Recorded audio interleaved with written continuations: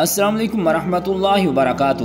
ناظرین کرام، اللہ کی بنائی ہوئی اس کائنات کے اندر بہت سارے ایسے بادشاہ آئے جنہوں نے اللہ تبارک و تعالیٰ کے نظام کو بدلنے کی کوشش کی اور اللہ تبارک و تعالیٰ کی ذات کو چھوڑ کر خود خدا بن بیٹھے اور خدائی کا جھوٹا دعویٰ کر بیٹھے۔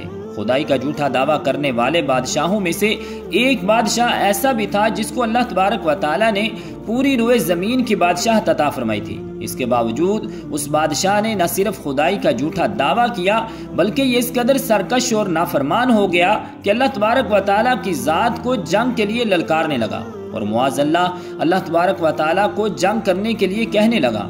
ناظرین کرام، آج کی اس ویڈیو میں ہم آپ کو بتائیں گے کہ اللہ تبارک و تعالیٰ کو جنگ کے لیے للکارنے والا بدبخت بادشاہ نمرود کون تھا، اور جب اس بدبخت بادشاہ نے اللہ تبارک و تعالیٰ کو جنگ کے لیے للکارا تو پھر اللہ تبارک و تعالیٰ نے کون سی حقیر مخلوق کے ذریعے اس کے ساتھ جنگ کی اور اس بدبخت بادشاہ کو ہلاک کر دیا اور پوری دنیا کے لیے عبرت کا نشان بنا دیا۔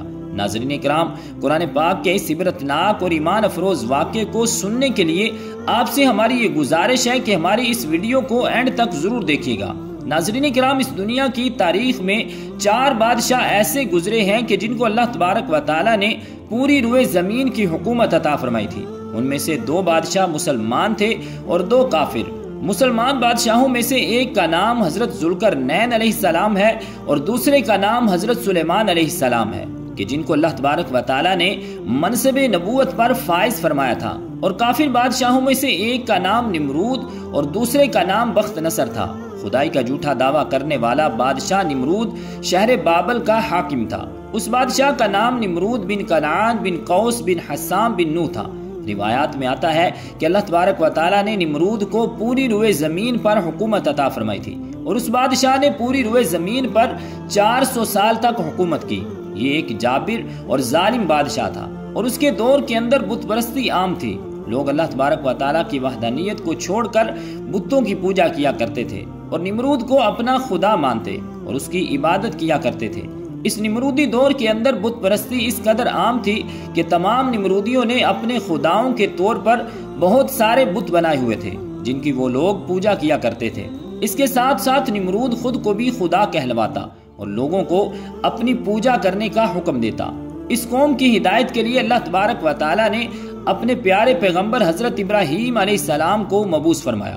کفر و شرک اور بت پرستی کے اس دور کے اندر حضرت ابراہیم علیہ السلام وہ واحد شخص تھے جو اللہ تبارک و تعالیٰ کی وحدانیت پر ایمان رکھتے تھے اور بتوں کی بجائے اللہ تبارک و تعالیٰ کی عبادت کیا کرتے تھے۔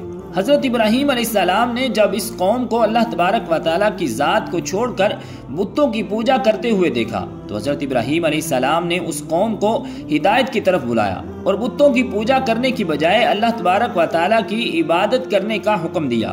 حضرت ابراہیم علیہ السلام نے اپنی قوم سے فرمایا کہ اللہ تبارک و تعالیٰ کی ذات ایک ہے اور ہمیں اسی کی عبادت کرنی چاہیے، لیکن یہ نمرودی قوم اپنے کفر و شرک سے باز نہ آئی اور اسی طرح بتوں کی پوجا کرتی رہی۔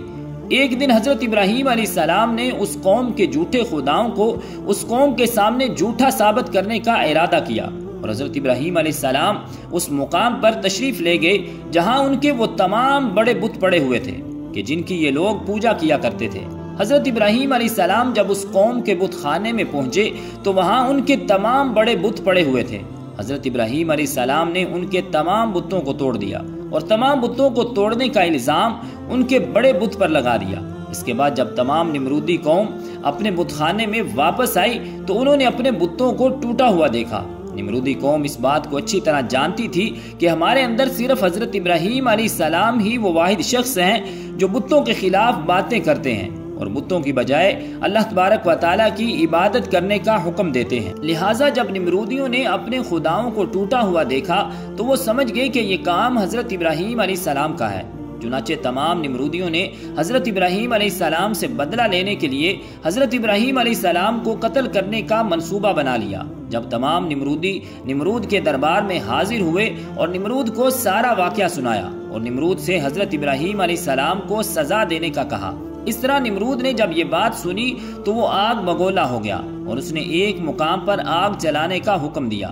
نمرود نے یہ حکم جاری کیا کہ ایک وسیع میدان کے اندر آگ جلائی جائے اور اس کے اندر حضرت ابراہیم علیہ السلام کو ڈال دیا جائے۔ چنانچہ نمرود کے حکم کے مطابق ایسا ہی کیا گیا۔ دور دراز سے بہت ساری لکڑیوں کو اکٹھا کیا گیا اور ایک وسیع میدان کے اندر جمع کر کے ان کے اندر آگ جلا دی گئی۔ حضرت ابراہیم علیہ السلام کو سزا دینے کے لیے جو آگ جلائی گئی تھی وہ اس قدر زیادہ تھی کہ اس کے شعلے آسمانوں کو چھو رہے تھے۔ ناظرین کرام، جب نمرود کے حکم کے مطابق ایک وسیع میدان کے اندر آگ کو جلا دیا گیا تو اس کے بعد حضرت ابراہیم علیہ السلام کو اس آگ کے اندر ڈال دیا گیا۔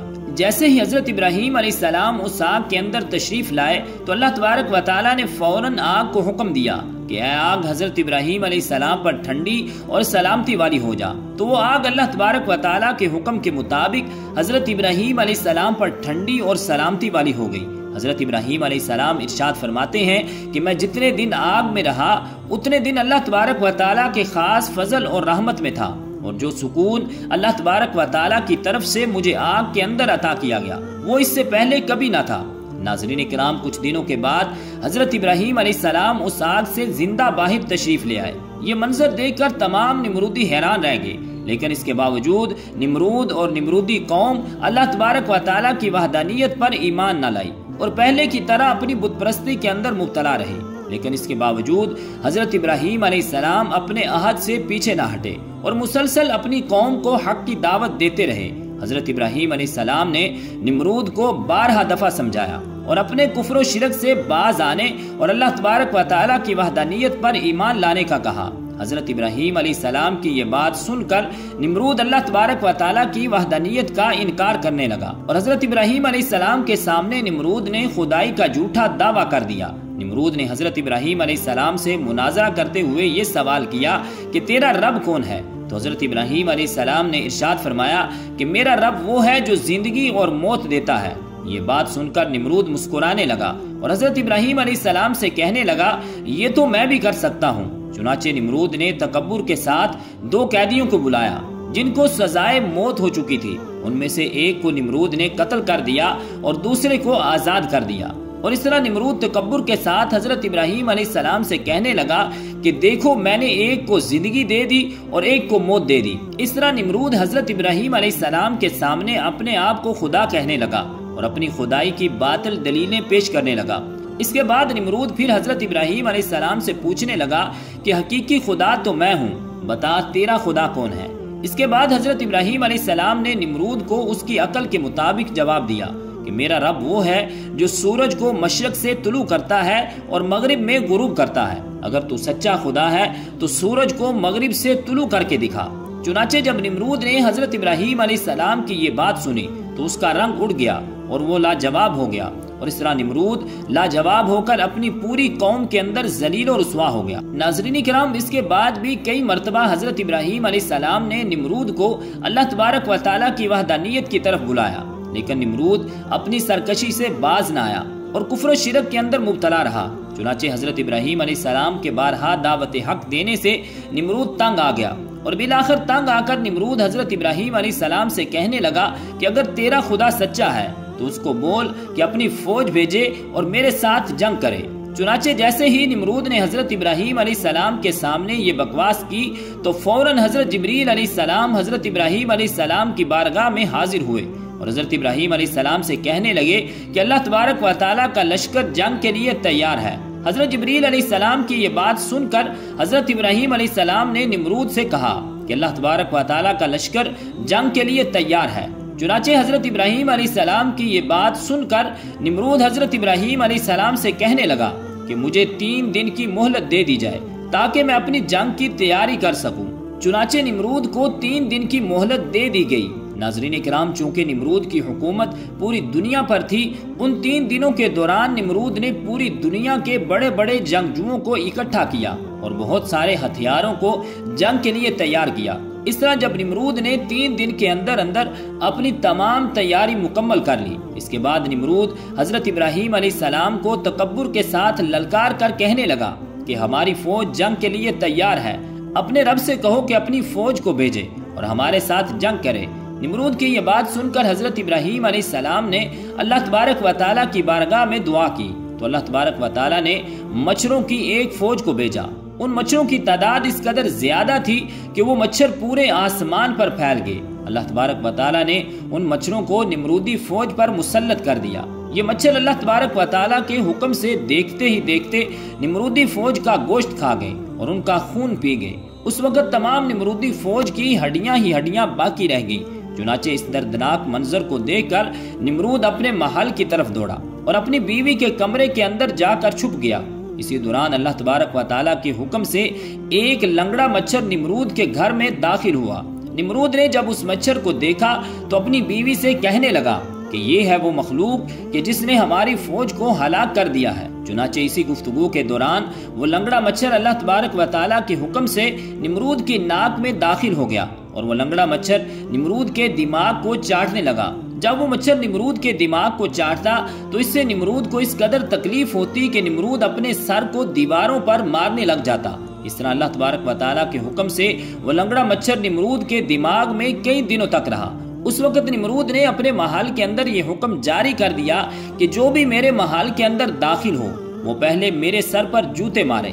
اس طرح جوتے مارنے کے بعد نمرود کو کچھ دیر کے لیے آرام محسوس ہوتا، لیکن کچھ دیر کے بعد پھر درد محسوس ہونا شروع ہو جاتا۔ اس طرح اللہ تبارک و تعالیٰ نے نمرود کو ایک حقیر اور لنگڑے مچھر کے ذریعے سزا دی۔ نمرود اپنے سر کو سلاخوں کے ساتھ پیٹتا رہتا، یہاں تک کہ اللہ تبارک و تعالیٰ نے اس کو دردناک موت عطا فرمائی اور یہ اپنے سر کو دیواروں پر مارتا مارتا ہلاک ہو گیا۔ وہ نمرود جو پوری دنیا پر حکومت کرنے والا بادشاہ تھا، اور وہ نمرود جو اللہ تبارک و تعالیٰ کو تکبر کے ساتھ جنگ کے لیے للکار رہا تھا، اس نمرود کو اللہ تبارک و تعالیٰ نے ایک حقیر اور لنگڑے مچھر کے ہاتھوں ہلاک کروا دیا اور پوری دنیا کے لیے عبرت کا نشان بنا کے رکھ دیا۔ بے شک اللہ تبارک و تعالیٰ ہر چیز پر قادر ہے۔ رب ذوالجلال کی بارگاہ اقدس میں دعا ہے کہ خالق کائنات ہمیں عمل کرنے کی توفیق اور ہمت عطا فرمائے اور ہمارا خاتمہ ایمان پر فرمائے۔ آمین بجاہ النبی الکریم الامین۔